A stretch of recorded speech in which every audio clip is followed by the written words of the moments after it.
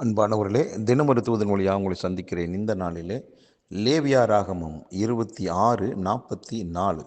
நான் அவர்களை கைவிடவும் வெறுக்கவும் மாட்டேன், நான் அவர்கள் தேவனாகி கர்த்தர் என்று ஆண்டவர் சொல்லுகிற ஒரு நல்ல வார்த்தை. இந்த வார்த்தை கேட்டுக்கொண்டிருக்கிற நாம் அவரை பற்றி புரிந்து கொள்ளணும். அவர் எப்படிப்பட்டவராம்? கைவிடுகிறவரோ வெறுக்கிறவரோ அல்ல. அப்போது கைவிடுதலும் வெறுத்தலும் எப்பொழுது அப்படின்னா, மனித வாழ்க்கையில் அதாவது எனக்கு ஒரு மனுஷன் பிடிக்காத ஒரு செயலை செய்யும்போது அந்த நபர் மேலே எனக்கு ஒரு வெறுப்பு வருகிறது. காலப்போக்கில் அந்த வெறுப்பு கைவிட்டுட்டு போயிடலாம் அப்படிங்கிறதான எண்ணத்துக்கு நேராக என்னை நடத்தும்.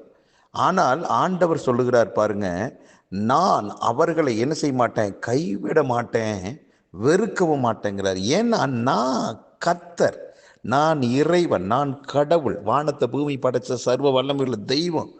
நான் அப்படி செய்ய மாட்டேங்கிறார். அப்படின்னா மனிதனுக்கும் கடவுளுக்கும் இடையே உள்ள மிகப்பெரிய ஒரு வித்தியாசமே இதுதான். அப்போ மனிதன் இன்னொரு மனிதனுடைய செயல்களை வச்சு அவன் மேலே அன்பு வைப்பதும், நெருங்குவதும், பாசம் வைப்பதும், அப்படிப்பட்டதான உறவு முறைகளை ஏற்படுத்துவதும் சகஜமாயிருச்சு. அது அவனுடைய பழக்க வழக்கம். ஆனால் ஆண்டவர் அப்படிப்பட்டவர் அல்ல.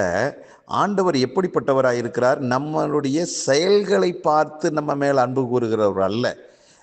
நாம் பாவிகளாக இருக்கும்போதே, துரோகிகளாக இருக்கும்போதே, ஆண்டவருக்கும் நமக்கும் சம்பந்தமில்லாத ஒரு வாழ்க்கை வாழ்ந்தபோதே முந்தி நம்ம மேல் அன்பு கூர்ந்தவர் தான் நம்முடைய ஆண்டவர்.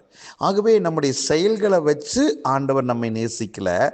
அவருடைய சுவாபமே உங்களையும் என்னையும் அளவு கடந்து நேசிப்பது தான். அதுதான் அவருடைய அன்பு, அவருடைய அளவற்ற அந்த கிருபை. ஆகவே இன்றைக்கு உங்களுக்கும் எனக்கும் கர்த்தர் கொடுக்கிற தூது என்னன்னா, அருமையான தேவனுடைய பிள்ளைகளாகிய நாம் அறிந்து கொள்ளலாம், எந்த சூழ்நிலையிலும் என் தேவன் என்னை கைவிடவோ வெறுக்கவே மாட்டார். ஆகவே அவருடைய அன்புக்கு பாத்திரவானா தான் நான் இருக்கிறேன்.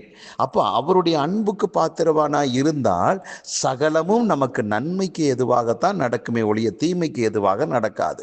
ஆகவே கர்த்தருடைய அன்பு இந்த நிமிஷம் வரைக்கும் இதை கேட்டுக்கொண்டிருக்கிற ஒவ்வொருவர் மேலேயும் அதிகமாக இருக்கிறதே ஒழிய குறைந்து போகவே இல்லை. ஆகவே ஆண்டவருடைய அன்புக்கு பாத்திரவானாகிய நீங்கள் அசைக்கப்படுவது இல்லை, தோற்று போவது இல்லை, வீழ்ந்து போக மாட்டீங்க. ஆகவே கர்த்தருடைய அன்பு உங்களை தாங்கும், உங்களை தப்புவிக்கும், நீங்கள் வெற்றியாளனாய் மாறுவீங்க.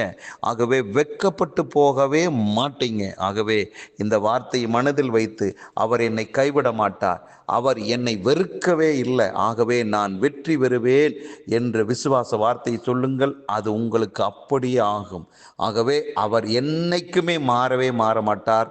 மாறாத அந்த தெய்வம் உங்கள் மேலே வச்சிருக்கிற அன்பையும் விட்டு விலக்க மாட்டார். நீங்கள் நன்றாக இருப்பீர்கள். ஜெபிக்கலாம். நல்ல பிதாவே, எங்களை வெறுக்காத தெய்வமே, எங்களை கைவிடாத ஆண்டவரே, அப்படிப்பட்ட ஒரு தெய்வீக அன்பை எங்கள் மேலே வச்சிருக்கிறீங்க. நன்றியப்பா. இதை கேட்டுக்கொண்டிருக்கிற எல்லாருடைய வாழ்வும் அப்படிப்பட்ட தெய்வீக அன்பை கர்த்தர் கொடுத்ததுக்காக நன்றி. நன்றி ஆண்டவரே. அப்பா, இதை ஆண்டவரே, இந்த வசனத்தின்படி கர்த்தாவே எங்கள் வாழ்விலே பெரிய மாற்றங்களும் அற்புதங்களும் சமாதானம் சந்தோஷமும் பெருகுவதற்காக நன்றியப்பா. இதை கேட்கிற ஒவ்வொருவரை வாழ்த்துகிறேன், ஆசீர்வதிக்கிறேன். இந்த நாளும் வெற்றியின் நாளாக இருக்கட்டும். இயேசு கிறிஸ்துவின் நாமத்தை ஜெபிக்கிற நல்ல பிதாவே, ஆமேன். அருமையானவர்களே, கர்த்தர் உங்கள் மேலே வச்ச அன்பு, அவர் வைத்திருக்கிற பாசம், அந்த கிருபை மாறாது. ஆகவே நீங்கள் நிச்சயமாக வெற்றி பெறுவீர்கள். உங்களுக்காக நான் ஜெபிக்கிறேன், ஆலோசனை சொல்லுகிறேன்.